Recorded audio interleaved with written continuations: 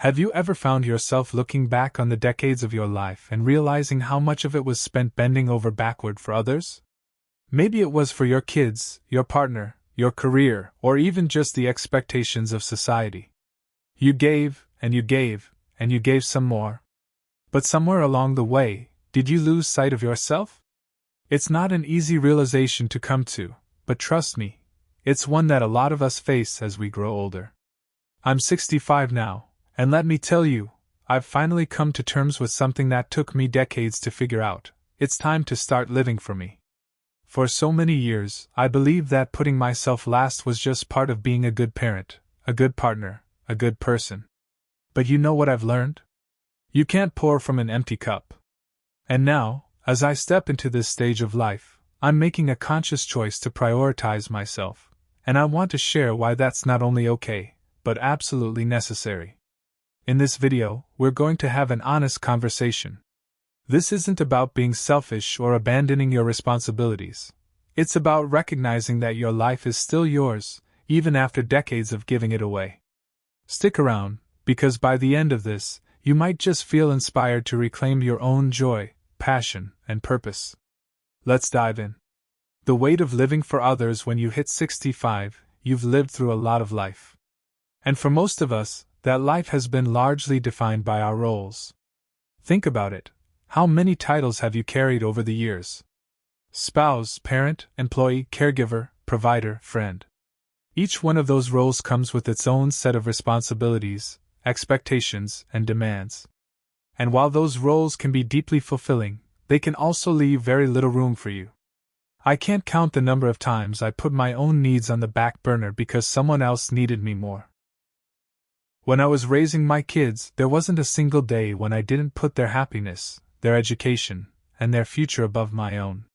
And when I wasn't busy being a parent, I was pouring myself into my job, working long hours to provide for my family. It felt good, of course. It's what you do for the people you love. But over time, it starts to chip away at you. For years, I didn't ask myself, "What do I want?" because it felt selfish to even consider the question. And honestly, I think a lot of us from this generation were taught to think that way. We grew up with the idea that sacrificing for others was the ultimate virtue. But here's the thing, when you spend decades living for everyone else, you eventually forget how to live for yourself. The wake-up call for me, the turning point, didn't come all at once. It was more of a slow realization. It started with little moments of frustration, like when I'd agree to something I didn't really want to do or when I'd feel resentful about constantly being the one everyone leaned on. I brushed it off at first, telling myself, "That's just life. That's what it means to be a good person." But deep down, I started to feel this quiet sense of loss, like I wasn't fully present in my own life. The real wake-up call came after my kids were grown and living their own lives. Suddenly, I had all this time on my hands, and I didn't know what to do with it. I realized that I had spent so many years putting everyone else first that I had no idea what I enjoyed anymore.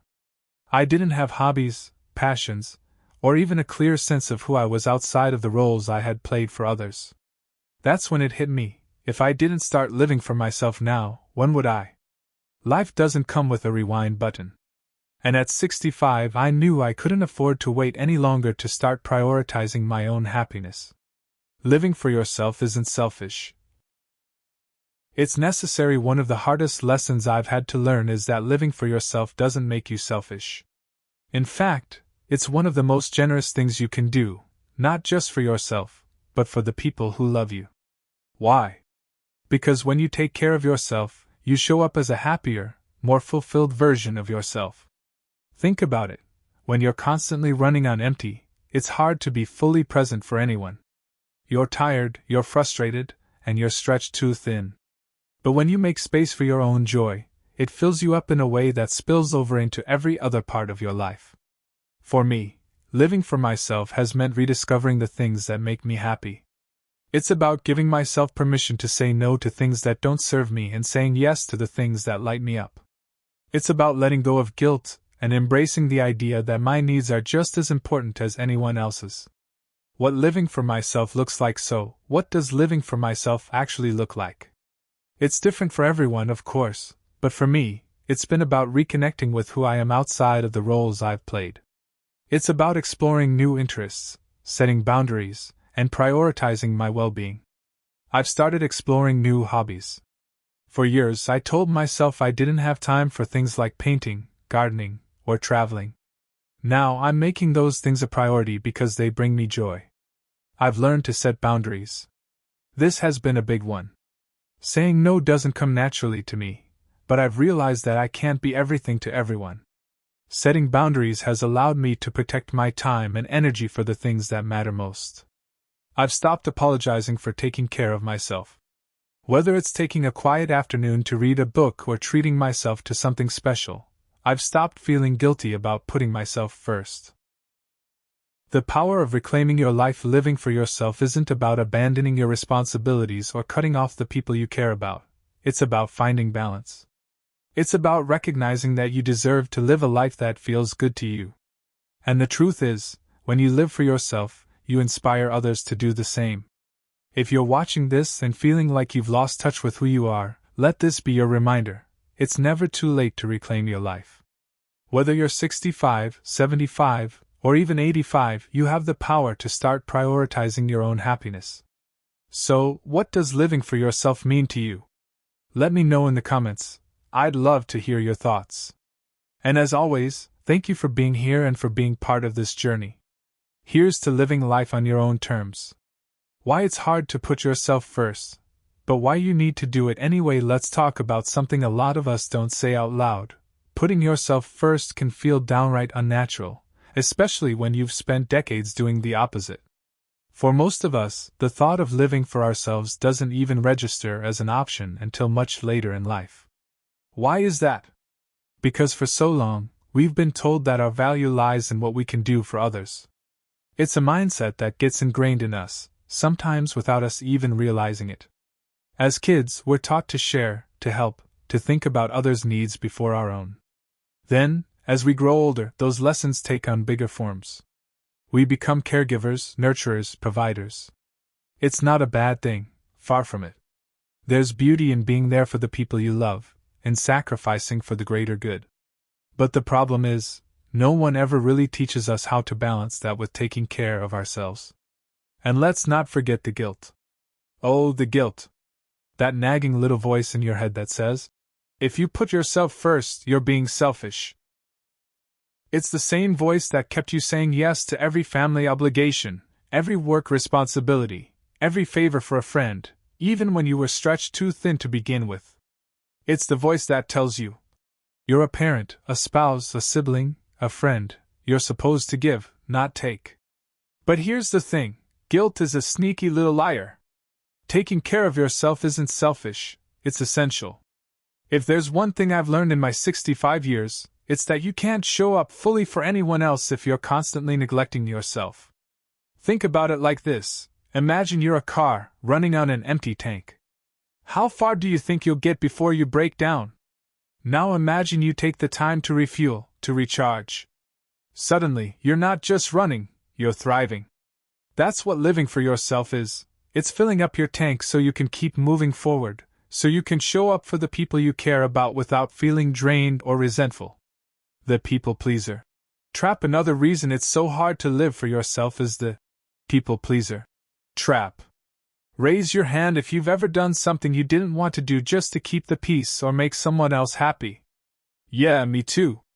It's a habit that's hard to break, especially if you've been doing it for most of your life. For years, I'd bend over backward to avoid conflict or disappointment. I'd agree to things I didn't want to do. I'd hold back my own opinions. I'd go along with decisions I didn't agree with, all because I didn't want to upset anyone. It wasn't just with my family or my kids, it was with friends, coworkers, even strangers sometimes. And let me tell you, it's exhausting. The funny thing is, most people don't even realize you're doing it. They don't know that you're saying yes when you really want to say no. They don't see the silent resentment bubbling under the surface. They just assume you're fine with everything, and why wouldn't they? You're the one who keeps saying yes after all. Breaking out of the people-pleaser trap isn't easy, but it's one of the most freeing things you can do for yourself. It starts with small steps, learning to say no without over-explaining, standing firm in your decisions, and reminding yourself that your needs are just as valid as anyone else's. It's not about being rude or dismissive, it's about valuing yourself enough to protect your time, energy, and well-being. The beauty of rediscovering yourself. One of the most surprising parts of living for yourself is the process of rediscovery. After years, sometimes decades, of putting everyone else first, it can feel strange to ask yourself, "What do I want?" But it's also incredibly liberating. For me, rediscovery has been a mix of excitement and uncertainty. There were moments when I felt like I didn't even know where to start. What did I enjoy? What made me happy? What were my passions? These were questions I hadn't asked myself in years, and honestly, the answers weren't immediately clear. But as I started exploring, something amazing happened. I began to reconnect with the things that brought me joy when I was younger, the hobbies, the dreams, the little pleasures I had set aside for later. I started painting again, something I hadn't done since I was in my 20s.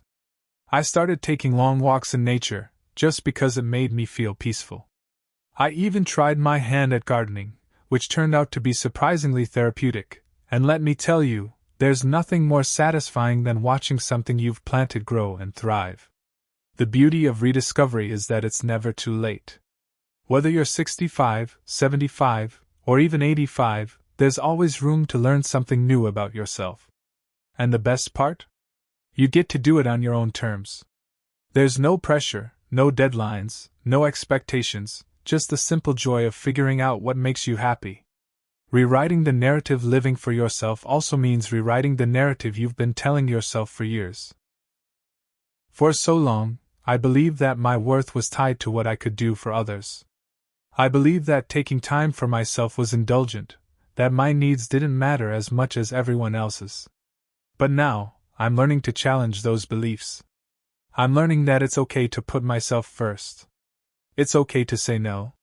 It's okay to prioritize my happiness, my health, and my dreams. And most importantly, it's okay to let go of the guilt. Rewriting the narrative isn't about erasing the past, it's about building a future that feels true to who you are. It's about giving yourself permission to change, to grow, to evolve. And it's about embracing the fact that you deserve to live a life that feels fulfilling and meaningful, no matter how old you are. The courage to let go. Living for yourself, especially later in life, means having the courage to let go. And I'm not just talking about physical things, although clearing out years of accumulated stuff can feel pretty liberating. I'm talking about letting go of expectations, grudges, and the roles you've felt obligated to play for so long. Think about it. How much of your life has been shaped by what other people needed or expected from you? How many decisions were made because it was what someone else wanted or what society said you should do? It's not necessarily a bad thing. We all compromise, we all adapt, and we all try to do right by the people we care about. But over time, those compromises can pile up. They can leave you feeling like you're living someone else's life instead of your own. Letting go doesn't mean you stop caring. It doesn't mean you cut people out or stop being there for your family and friends. What it means is that you start setting boundaries, not just with others, but with yourself. You stop holding on to guilt over things you can't change. You stop replaying old arguments in your head or clinging to roles you've outgrown. For me, one of the hardest things to let go of was the idea that I always had to be the fixer. For years, I felt like it was my responsibility to solve everyone's problems, to make everything okay. If someone in my family was struggling, I'd drop everything to help. If a friend was going through a rough patch, I'd bend over backward to be there for them. And while I don't regret being supportive, I've realized that constantly trying to fix things came at a cost. I was so busy taking care of everyone else that I wasn't taking care of myself. Letting go of that role didn't happen overnight. It took time, and a lot of uncomfortable moments, to accept that I couldn't be everything to everyone. But once I did, it was like a weight had been lifted. I started to see that by stepping back, I wasn't abandoning the people I cared about. I was giving them the space to figure things out for themselves. And in doing so, I was finally giving myself the space I needed to grow. Reclaiming joy without permission. One of the most important lessons I've learned is that you don't need anyone else's permission to live for yourself. It might sound obvious, but for a lot of us, it's not. We spend so much of our lives waiting for approval, for acknowledgement, for some external sign that it's okay to focus on what we want. Here's the thing, that permission? It's never coming. And even if it did, it wouldn't mean as much as giving it to yourself. Reclaiming joy is about deciding for yourself that you are worth the time and effort it takes to build a life you love. For me, reclaiming joy has been a deeply personal journey. It hasn't looked like what anyone else might expect, and honestly, that's the point. I didn't want to chase someone else's idea of happiness. I wanted to figure out what happiness meant for me. Sometimes, that meant reconnecting with old passions, like writing or music. Other times, it meant trying something completely new, like yoga or meditation. And sometimes, it was as simple as spending a quiet afternoon with a good book or going for a walk without a destination in mind. What surprised me the most was how much joy I found in the little things, the kind of things I used to overlook when I was too busy rushing from one obligation to the next. Watching the sunrise, listening to the birds outside my window, having an unhurried conversation with a friend, these moments became the foundation of a life that felt meaningful and fulfilling. And the best part? Once I started reclaiming joy for myself, I found that I had even more to give to the people around me. I wasn't running on empty anymore. I wasn't resentful or burnt out. I was present, fully and completely, in a way I hadn't been for years. Dealing with the pushback, of course, living for yourself doesn't always come easy. Not everyone is going to understand your choices, and that's okay. What matters is that you understand them. When I started setting boundaries and prioritizing my own happiness, not everyone was thrilled about it. Some people were confused. Others were hurt. A few even accused me of being selfish. And while I can't say it didn't sting, I knew deep down that their reactions had more to do with them than with me. You see, when you start living for yourself, it forces other people to rethink their expectations. If they're used to you always saying yes, always putting their needs first, your new boundaries might feel like a rejection.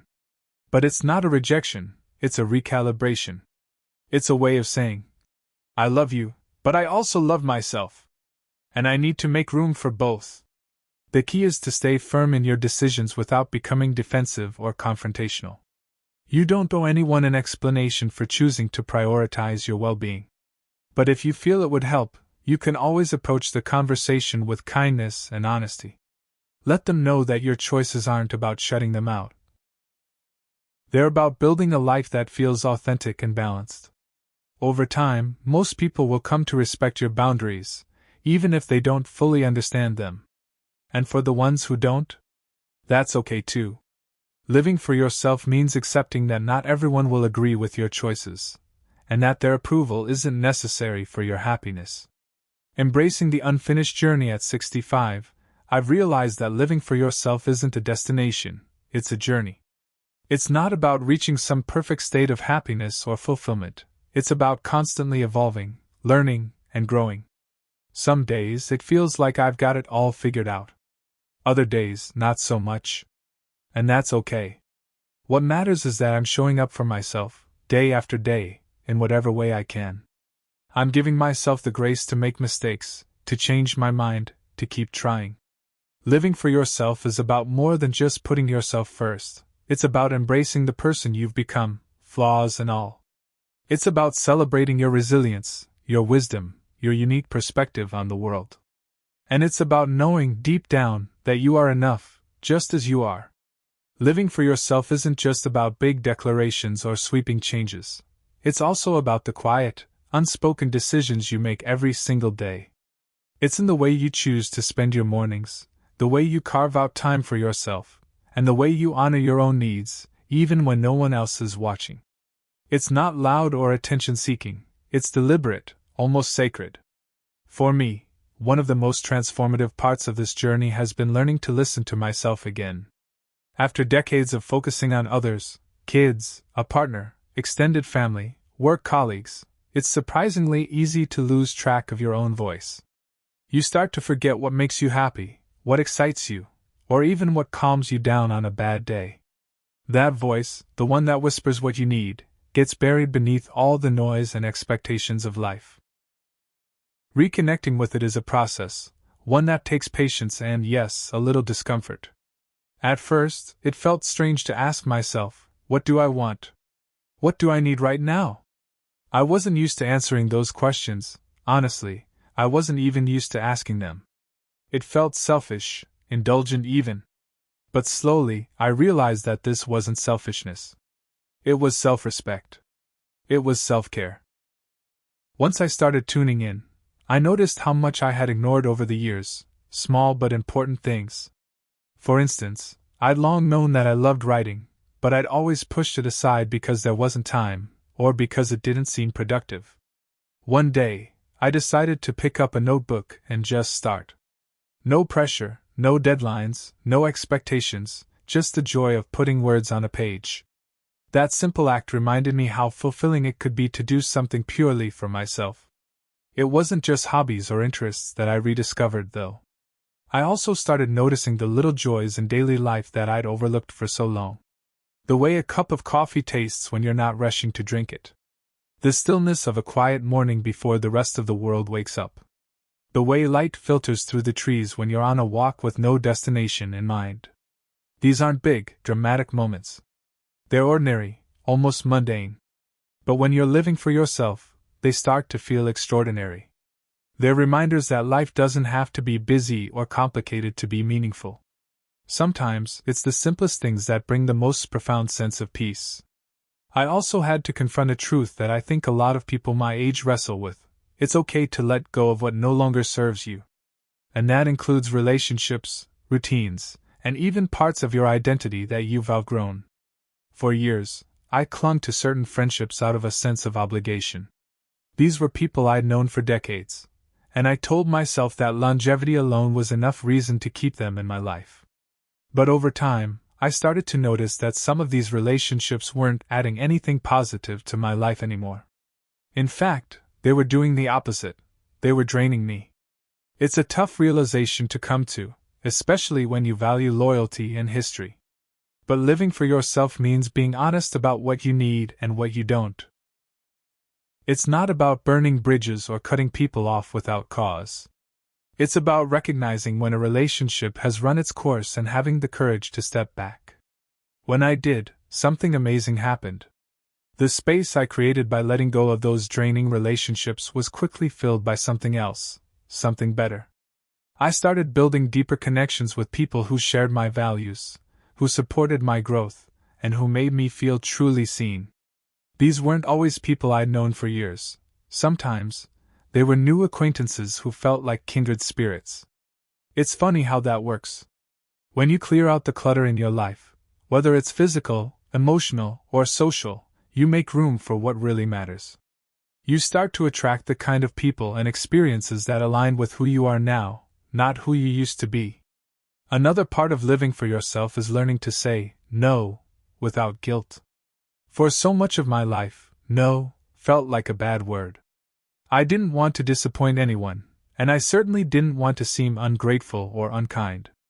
So I said yes to things I didn't want to do, over and over again. But every time I said yes, when I really meant no, I was chipping away at my own sense of agency. I was giving away pieces of my time, my energy, and my happiness. And for what?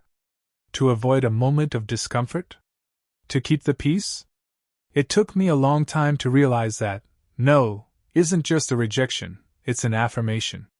It's a way of saying yes to yourself and to the things that truly matter to you. Now when I say no, I don't feel guilty. I feel empowered. I feel like I'm honoring my own needs and protecting my own time. And the best part? Most people respect it. They might not always be thrilled, but they understand. And the ones who don't? Well, that tells me everything I need to know about the relationship. One of the most surprising lessons I've learned is that living for yourself doesn't mean living alone. In fact, it's the opposite. When you start prioritizing your own happiness and well-being, you have more to give to the people you care about. I've noticed that my relationships have actually improved since I started living for myself. I'm more present, more engaged, and more authentic. I'm not pretending to be something I'm not, and I'm not carrying around resentment from unspoken sacrifices. Living for yourself doesn't mean shutting people out, it means showing up as the best version of yourself. It means being honest about who you are and what you need. And it means trusting that the people who truly care about you will support your journey, even if they don't always understand it. Living for yourself, especially later in life, isn't an act of rebellion, it's an act of reclamation. You're reclaiming your time, your joy, and your ability to make decisions without a committee weighing in. One of the things I've discovered about this process is how much clarity it brings. It's like wiping a foggy window clean and seeing your world for what it really is, a patchwork of what you've built, loved, and endured. And at the center of it all is you, someone who's still evolving, still learning, and still deserving of joy. What has become clear to me is that living for yourself is also about reimagining your priorities. For decades, life moves so quickly that you end up on autopilot. You focus on the essentials, making ends meet, raising kids, keeping a household together, and those priorities, while important, often leave little room for introspection. But when you hit this stage in life, you have the rare opportunity to step back and ask, what truly matters to me now? Not what mattered 10 or 20 years ago, but what makes sense for this chapter of your life. This isn't about rewriting everything. Your past choices and priorities serve their purpose, but it's about recalibrating. You're not the same person you were at 30 or 40, so it makes sense that what you want out of life would shift too. One of the first shifts I made was in how I view time. Time, at 65, feels different than it did when I was younger. It feels more precious, like it's worth guarding fiercely. It's not that I'm constantly aware of the clock ticking, it's more that I've realized how much I've given away without thinking. I've spent years in meetings that didn't matter, in conversations that drained me, and in commitments that felt more like obligations than opportunities. Living for myself now means treating time as a currency and asking myself, is this worth spending it on? If the answer isn't a clear yes, then I let it go. That might mean declining an invitation or stepping back from a project that no longer excites me. It's not about being selfish, it's about being intentional. For example, I've stopped multitasking. When I'm enjoying a cup of tea, I'm just enjoying that tea. I'm not scrolling through my phone or making a mental to-do list. When I'm spending time with a loved one, I'm fully there, listening, engaging, and soaking in the moment. It's a simple shift, but it's made a huge difference in how present I feel in my own life. Another area where I've shifted priorities is in how I approach relationships. When you're younger, relationships often feel like a numbers game. How many friends you have, how many family members you can keep happy, how wide your social circle is. But as you age, you start to realize that quality matters so much more than quantity. Living for myself has meant focusing on the relationships that truly enrich my life. I'm no longer chasing after connections that feel one-sided or superficial. Instead, I'm investing in the people who bring out the best in me, the ones who make me laugh, who challenge me in healthy ways, and who accept me for exactly who I am. This also means setting boundaries, even with people I care about. For years, I thought that loving someone meant being available to them 24/7, no matter what.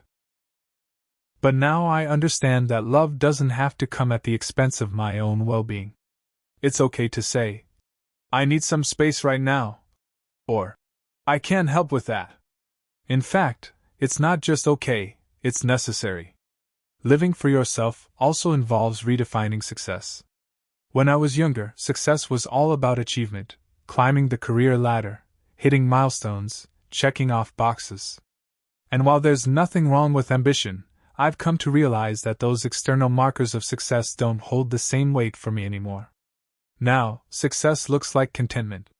It looks like waking up and feeling at peace with where I am in life. It looks like having the freedom to spend my days in ways that feel meaningful to me. For some, that might sound small, but to me, it feels monumental.